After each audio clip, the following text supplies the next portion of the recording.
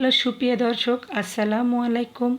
আপনাদের মাঝে নিয়ে এসেছি পাকাল তোড়া মাছের রেসিপি। আমি এই রেসিপিটা বেগুন দিয়ে রান্না করব। দেখেন চুলাতে চলে যাওয়া যাক। চুলাতে আমি ফ্রাই প্যান বসিয়ে দিয়েছি, দিয়ে পরিমাণ মতো তেল দিয়ে দিয়েছি। দিয়ে যে পাকাল তোড়া মাছগুলো কেটে ধুয়ে পরিষ্কার করে নিয়েছি সেটার মধ্যে আমি হলুদ, লবণ, মরিচের গুঁড়া মাখায় রাখছিলাম। মাছগুলো একটু ভালো করে ভেজে নিব। দেখেন আমি মাছগুলো দিয়ে দিয়েছি, দিয়ে একটু ভালো করে ভেজে নিব।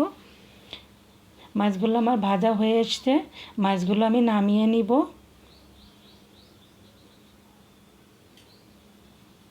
মাছগুলো নামিয়ে নিয়েছি, নিয়ে যে তেল ছিল, মাছ ভাজার যে তেল ছিল, সে তেলের মধ্যে দিয়েছি পেঁয়াজ কুচি, কাঁচামরিচ ফালি দিয়েছি। দিয়ে একটু ভালো করে লাল করে নিব, ব্রাউন কালার করে নিব, তাহলে পেঁয়াজের ঘ্রাণটা ভালো লাগে।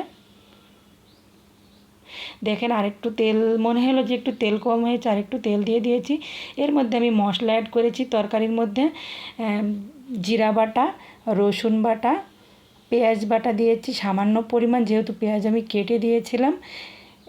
সামান্য পরিমাণ আদা দিয়েছি, বেশি দিইনি, সামান্য পরিমাণ দিয়েছি, পাকাল তোড়া মাছ বলে দিয়েছি। এর মধ্যে কিন্তু আমি সরিষা অ্যাড করিনি। দিয়েছি এলাচ দিয়েছি একটা, দিয়েছি ধনিয়া গুঁড়া, হলুদের গুঁড়া, মরিচের গুঁড়া দিয়েছি সামান্য পরিমাণ, বেশি দিব না যেহেতু বেগুন দিয়ে রান্না করব। আর স্বাদ মতো দিয়েছি লবণ। দিয়ে মশলাটা আমি ভালো করে ভেজে নিব, কষিয়ে নিব। কষানো হয়ে এসছে, দেখেন আমি সামান্য পরিমাণ পানি দিয়েছি, বেশি পানি দিইনি, বেগুনটা ভালো করে কষানোর জন্য।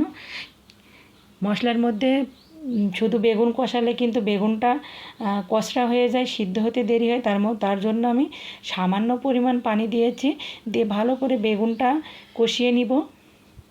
দেখেন আমি একটু ঢেকে দিয়েছিলাম, ঢেকে দিয়ে একটু ভালো করে নরম করে নিয়েছি বেগুনটা। দেখেন অনেকটা নরম হয়ে এসছে, আমি ঢাকনাটা নামিয়ে একটু ভালো করে নেড়ে ছেড়ে দিব। আমি কিন্তু বেগুন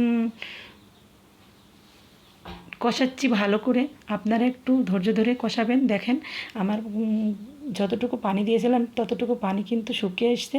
আমি ওর মধ্যে তোড়া মাছগুলো দিয়ে দিয়েছি, দিয়ে একটু ভালো করে কষিয়ে নিব। পাকাল তোড়া মাছ কিন্তু অনেকক্ষণ ধরে কষানো লাগে, না হলে খেতে ভালো লাগে না। দেখেন আমার কিন্তু কষানো হয়ে এসছে। আমি ঝোলের পানি দিয়ে দিয়েছি, বেশি ঝোল করব না, আমি সামান্য পরিমাণ ঝোল করব। আপনাদের কাছে যদি আমার রেসিপিটা সত্যি ভালো লেগে থাকে, আপনাদের কাছে অনুরোধ, লাইক, কমেন্ট, সাবস্ক্রাইব করতে ভুলবেন না। আপনারা পাশে থাকলে, উৎসাহিত করলে ভিডিও বানাতেও অনেক ভালো লাগবে।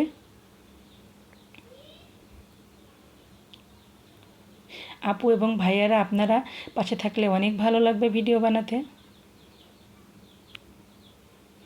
দেখেন আমি কিন্তু ঢেকে দিয়েছিলাম, পানিটা শুকিয়ে আসতে আমার ফাইনাল লুক দেখেন। আমার রেসিপিটা কেমন হয়েছে আপনাদের কাছে অনুরোধ, অবশ্যই কমেন্ট করে জানিয়ে দিন। ভালো থাকবেন। আজকের মতো এখানেই বিদায় নিচ্ছি। আল্লাহ হাফেজ।